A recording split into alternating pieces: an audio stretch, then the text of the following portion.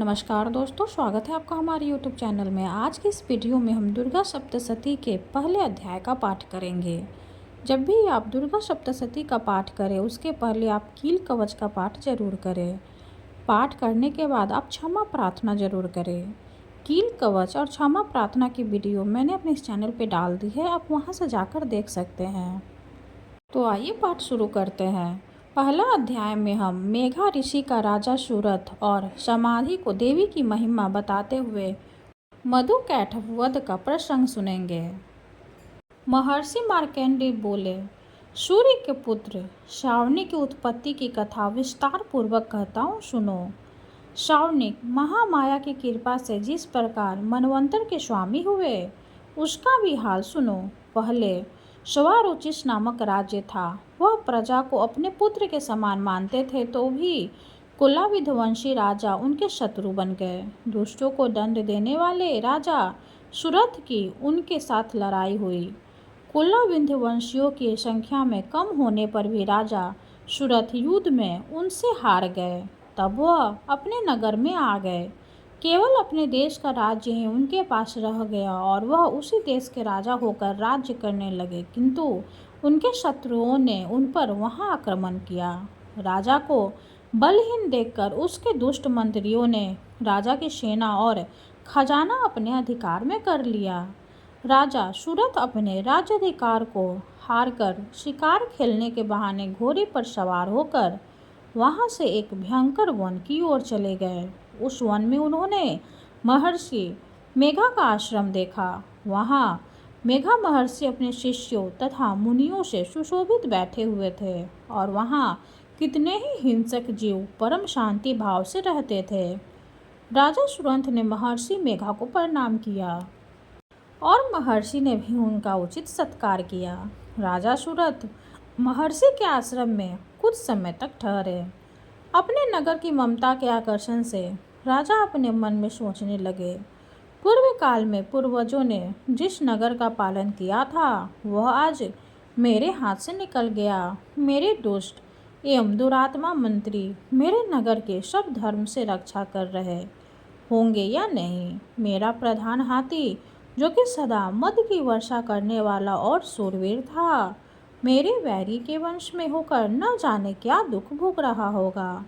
मेरे आज्ञाकारी नौकर, जो मेरी कृपा से धन और भोजन पाने से सदैव सुखी रहते थे और मेरे पीछे पीछे चलते थे, वह अब निश्चय ही दुष्ट राजाओं का अनुसरण करते होंगे तथा मेरे दुष्ट एवं दुर्मात्मा मंत्रियों द्वारा व्यर्थ ही धन को व्यय करने से संचित किया हुआ मेरा खजाना एक दिन अवश्य खाली हो जाएगा। इस प्रकार बहुत सी बातें सोचता हुआ राजा निरंतर दुखी रहने लगा।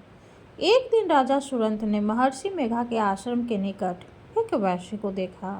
राजा ने उससे पूछा, भाई तुम कौन हो? यहाँ तुम्हारे आने का क्या कारण है और तुम मुझे शोकग्रस्त अनमने से दिखाई देते हो, इसका क्या कारण है? राजा के यह नम्र वचन सुन वैश्य ने महाराज सूरथ को प्रणाम करके कहा। वैश्य बोला, राजन, मेरा नाम समाधि है। मैं धनियों के कुल में उत्पन्न एक वैश्य हूँ। मेरे दुष्ट स्त्री पुत्रादिकों ने लोभ से मेरा सब धन छीन लिया है और मुझे घर से निकाल दिया है।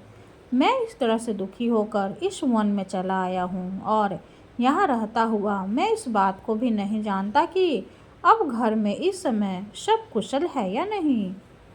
यहाँ मैं अपने परिवार का आचरण संबंधी कोई समाचार भी नहीं पा सकता कि वह घर में इस समय कुशल पूर्वक है या नहीं। मैं अपने पुत्रों के संबंध में यह भी नहीं जानता कि वह सदाचारी है या दुराचारी में फंसे हुए हैं। राजा बोले, जिस धन के लोभी स्त्री पुत्रों ने तुम्हें घर से निकाल दिया, फिर भी तुम्हारा चित्त उनसे क्यों प्रेम करता है? वैश्य ने कहा, मेरे विषय में आपका ऐसा कहना ठीक है, किंतु मेरा मन इतना कठोर नहीं है। यद्यपि उन्होंने धन के लोभ में पड़कर पितृ स्नेह को त्याग कर मुझे घर से निकाल दिया है, तो भी मेरे मन में उनके लिए कठोरता नहीं आती।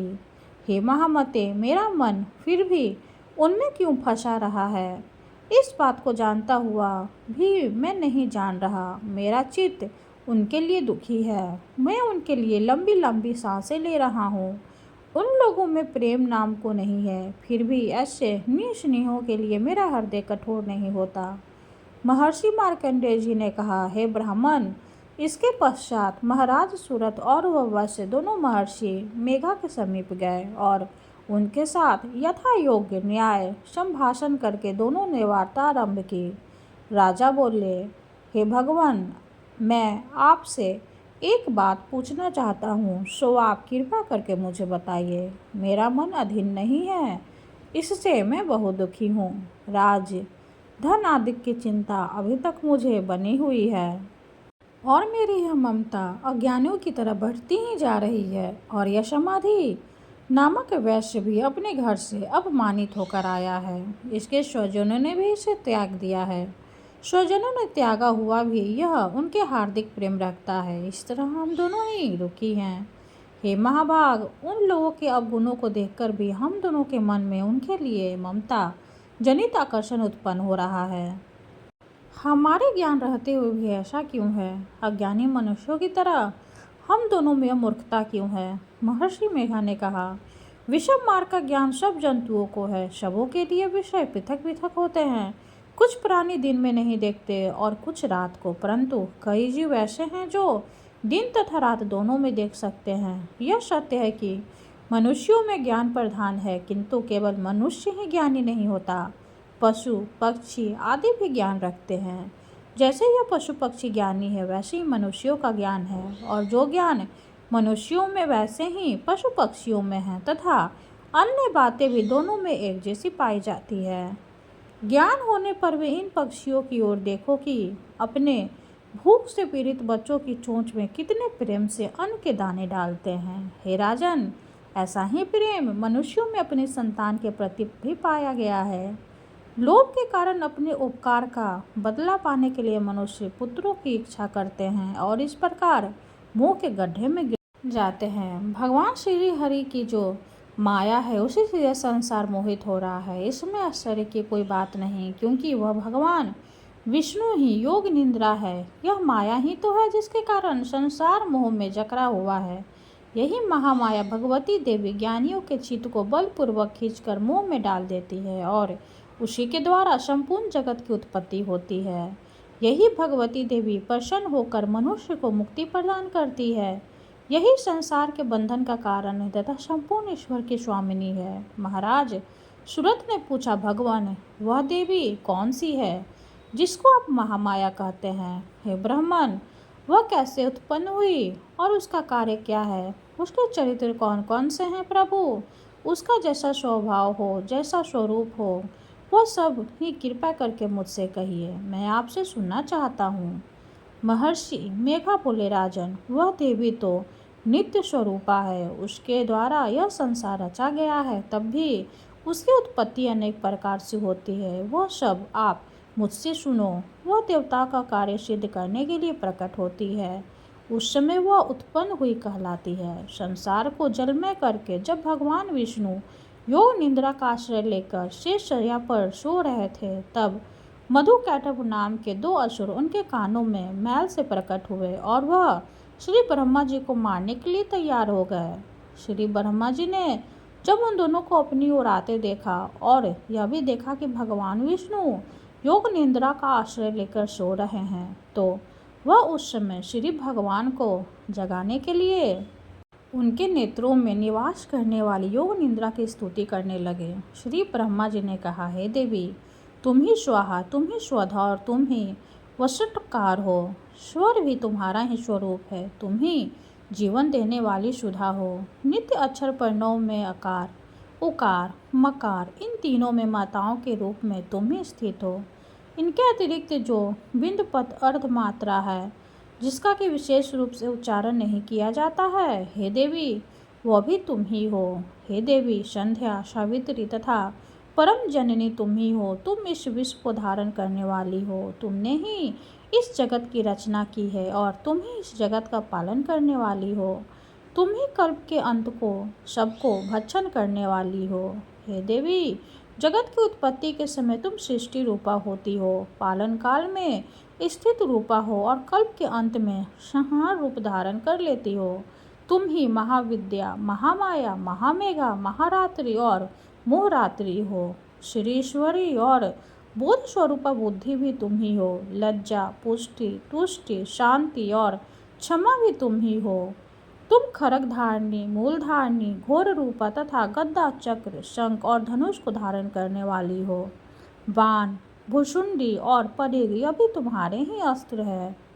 तुम सौम्य और सौम्यंतर हो। यही नहीं बल्कि जितनी भी सौम्य तथा सुंदर वस्तुएं इस संसार में है उन सबसे बढ़कर सुंदर तुम हो। पर और अपर सबसे पर रहने वाली सुंदर तुम ही हो। हे ईश्वर रूपे देवी, जो भी असत पदार्थ है और उनमें जो शक्ति है वह तुम ही हो। ऐसी अवस्था में भला तुम्हारी स्तुति कौन कर सकता है। इस संसार की सृष्टि, पालन और संहार करने वाले जो भगवान हैं उनको भी जब तुमने निंद्रा के वशीभूत कर दिया है तो फिर तुम्हारी स्तुति कौन कर सकता है। मुझे भगवान विष्णु तथा भगवान शंकर को शरीर धारण कराने वाली तुम ही हो। तुम्हारी स्तुति करने की शक्ति किसमें है। हे देवी, तुम तो अपने इन उदार प्रभाव के कारण ही प्रशंसनीय हो। मधु और कैटभ जो भयंकर असुर है इन्हें मुंह में डाल दो और श्री हरि भगवान विष्णु को भी जल्दी जगा दो और उनमें इनको मार डालने की बुद्धि भी उत्पन्न कर दो। महर्षि मेघा बोले, हे राजन, जब श्री ब्रह्मा जी ने देवी से इस प्रकार स्तुति करके भगवान को जगाते तथा मधु और कैटभ को मारने के लिए कहा तो वह भगवान श्री विष्णु के नेत्र, मुख, नासिका, बाहु, हृदय और वक्षस्थल से निकलकर ब्रह्मा जी के सामने खड़ी हो गई। उनका ऐसा करना था कि भगवान श्री हरि तुरंत जाग उठे और दोनों असुरों को देखा जो कि अत्यंत बलवान तथा पराक्रमी थे और मारे क्रोध के जिनके नेत्र लाल हो रहे थे और जो ब्रह्मा जी का वध करने के लिए तैयार थे। तब क्रुद्ध हो उन दोनों दुरात्मा असुरों के साथ भगवान श्री हरि पूरे 5000 वर्ष तक लड़ते रहे। एक तो वह अत्यंत बलवान तथा पराक्रमी थे, दूसरे महामाया ने भी उन्हें मुंह में डाल रखा था। अतः वह श्री भगवान से कहने लगे, हम दोनों तुम्हारी वीरता से अत्यंत प्रसन्न हैं, तुम हमसे कोई वर मांगो। भगवान ने कहा, यदि तुम मुझ पर प्रसन्न हो तो अब तुम मेरे हाथों से मर जाओ। बस इतना सा ही वर मैं तुमसे मांगता हूँ, यहाँ दूसरे वर से क्या प्रयोजन है। महर्षि मेघा बोले, इस तरह से जब वह धोखे में आ गए और अपने चारों ओर जल्द से जल्द देखा तो भगवान श्री हरि से कहने लगे, जहाँ पर जल न हो, सूखी जमीन हो, उसी जगह हमारा वध कीजिए। महर्षि मेघा कहते हैं, तथास्तु कहकर भगवान श्री हरि ने उन दोनों को अपनी जांघ पर लिटाकर उन दोनों के सिर काट डाले। इस तरह से यह देवी श्री ब्रह्मा जी की स्तुति करने पर प्रकट हुई थी। अब तुमसे उनके प्रभाव का वर्णन करता हूँ, सो सुनो। पहला अध्याय समाप्त हुआ। माँ भगवती की जय हो। अब हम दुर्गा माँ की आरती करेंगे। जय अम्बे गौरी मैया, जय श्यामा गौरी, तुम्हें को निश दिन ध्यावत, मैया जी को निश दिन ध्यावत, हरि ब्रह्मा शिवरी। ओम जय अम्बे गौरी, मांगे सिंदूर विराजत, टीको मृग मद को, मैया टीको मृग मद को, उज्ज्वल से दो नैना, उज्ज्वल से दो नैना, चंद्र बदननी को। ओम जय अम्बे गौरी, कनक समान कलेवर, रक्तांबर राजय, मैया रक्तांबर राजय, रक्त पुष्प की माला, रक्त पुष्प की माला, कंठन पर साजय। ओम जय अम्बे गौरी, के हरिवाहन राजते, खरग खपर धारी, मैया खरग खपर धारी, सुर नर मुनि जन सेवत, सुर नर मुनि जन सेवत, तिनके दुख हारी। ओम जय अम्बे गौरी, कानन कुंडल शोभित, नासाग्रे मोती, मैया नासाग्रे मोती, कोटिक चंद्र दिवाकर, कोटिक चंद्र दिवाकर, राजत सम ज्योति। ओम जय अम्बे गौरी, शुंभ निशुंभ बिडारी, महिषासुर घाती, मैया महिषासुर घाती। धूम्र विलोचन नैना, मधुर विलोचन नैना, निषिदिन मदमाती। ओम जय अम्बे गौरी, चंड मुंड संहारे, शोणित बीज हरे, मैया शोणित बीज हरे। मधु कैटभ दो मारे, मधु कैटभ दो मारे, सूर्य भयहीन करे।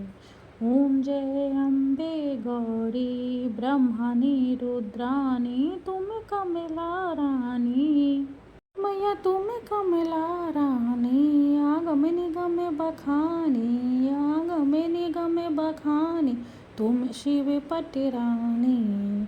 ओम जय अम्बे गौरी, 64 योगिनी गावत, नीत करत भैरो, मैया नीत करत भैरो। बाजत ताल मृदंगा, बाजत ताल मृदंगा, हारो बाजत डमरू। ओम जय अम्बे गौरी, तुम ही जग की माता, तुम ही हो भरता, मैया तुम ही हो भरता। भक्तन की दुख हरता, भक्तन की दुख हरता, सुख संपत्ति करता। ओम जय अम्बे गौरी, पूजाचार्य शोभित वर मुद्राधारी, मैया वर मुद्राधारी। मन वांछित फल पावत, मन वांछित फल पावत, सेवत नर नारी। ओम जय अम्बे गौरी, कंचन थाल विराजत, अगर कपूर बाती, मैया अगर कपूर बाती। श्री मालिके तुम्हें राजत, श्री मालिके तुम्हें राजत, कोटि रतन ज्योति। ओम जय अम्बे गौरी, श्री अम्बे जी की आरती जो कोई नर गावे, मैया जो कोई नर गावे। कहत शिवानंद स्वामी, भजत शिवानंद स्वामी, सुख संपत्ति पावे। ओम जय अम्बे गौरी। माता रानी की जय हो। वीडियो अगर अच्छी लगे तो लाइक कर दे, चैनल को सब्सक्राइब कर दे। धन्यवाद।